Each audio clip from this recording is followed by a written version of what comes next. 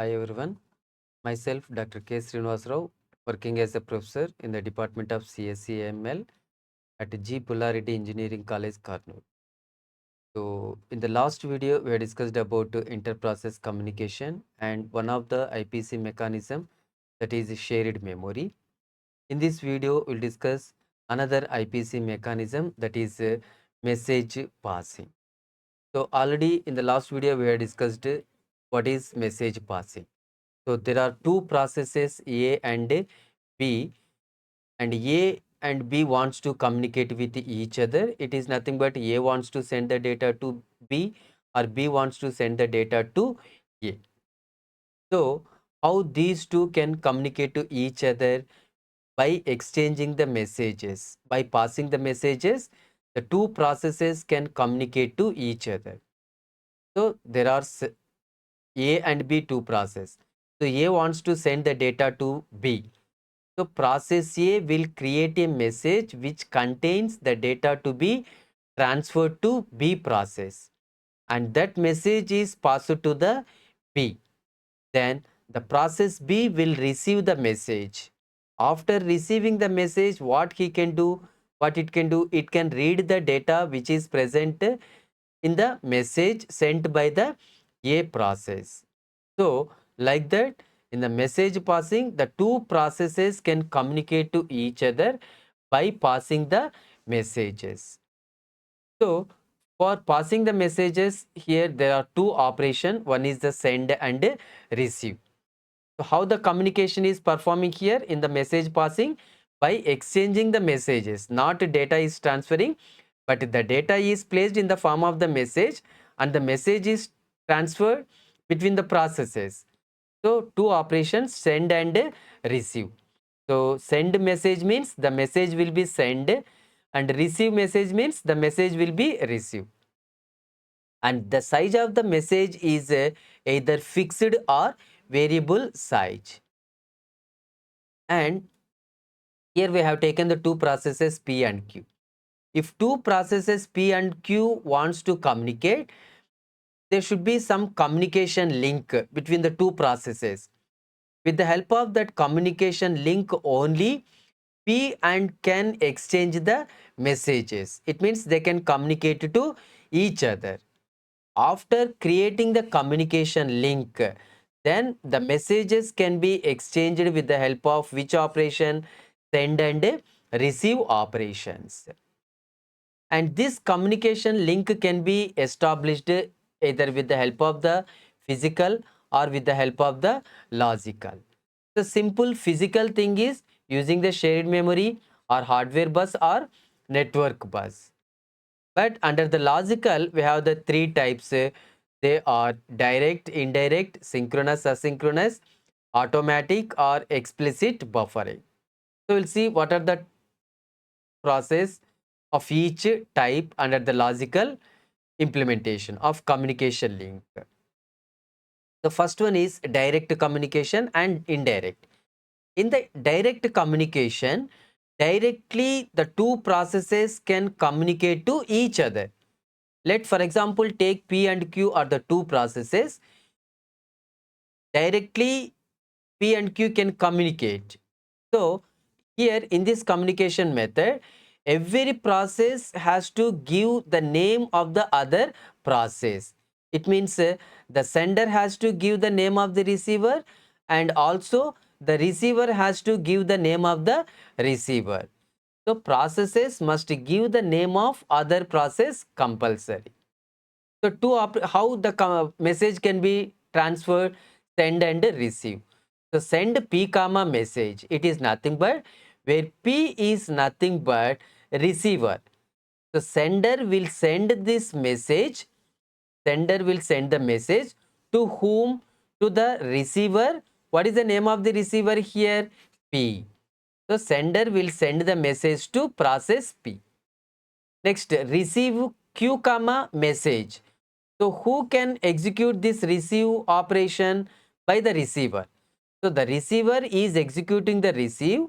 So the receiver is receiving the message from the sender. What is the name of the sender here? Q. So receives a message from process Q. So sender is sending the name of the receiver and the receiver is mentioning the name of the sender, where P is the receiver and Q is the sender. So using these two operations, the direct communication can be done. So in the direct communication, sender has to give the name of the receiver as well as the receiver has to give the name of the sender. And the properties of the communication link. So between these two processes, the communication to be done with the help of the link. So we'll see what are the properties of the communication link here. And this link is established automatically. Automatically, the communication link will be established. And the second property is a link is established associated with exactly one pair of communicating processes. And the third one is between each pair there exists only one link. So P and Q, there are two processes P and Q. Between P and Q, there is only one communication link. Between each pair of processes, there exists only one link. So this is the direct communication. And coming to the indirect communication, between sender and receiver, there is a mailbox. There is a mailbox. So through that mailbox only, the sender and receiver can communicate to each other. So how they can communicate? The sender will place the data in the mailbox, and from that mailbox, the receiver can receive the data. So message in the indirect communication, the communication can be done with the help of the mailbox. If there is a mailbox, then only, and it should be shareable mailbox, shared by two processes, then only the processes can communicate to each other. Okay.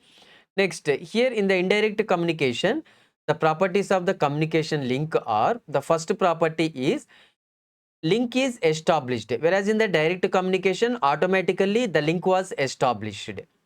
But here, if there exists a common shareable mailbox, then the link was established. If there is a shared common mailbox, the link was established. And the second property is the link may be associated with many processes. And the third one, each pair of processes may share several communication links. So these are the three properties of a communication link. And how the operations can be done in the indirect communication? Direct communication, two operations.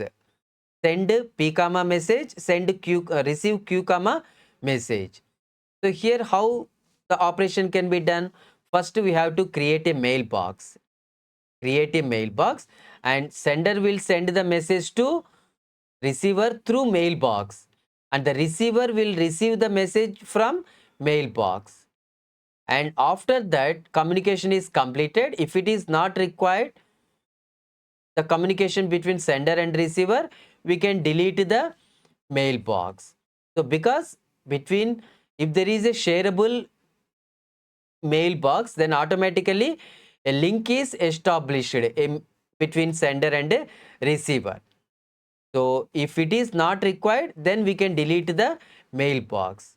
So first you have to create a mailbox, and then we can do the send and receive operation with the help of the mailbox.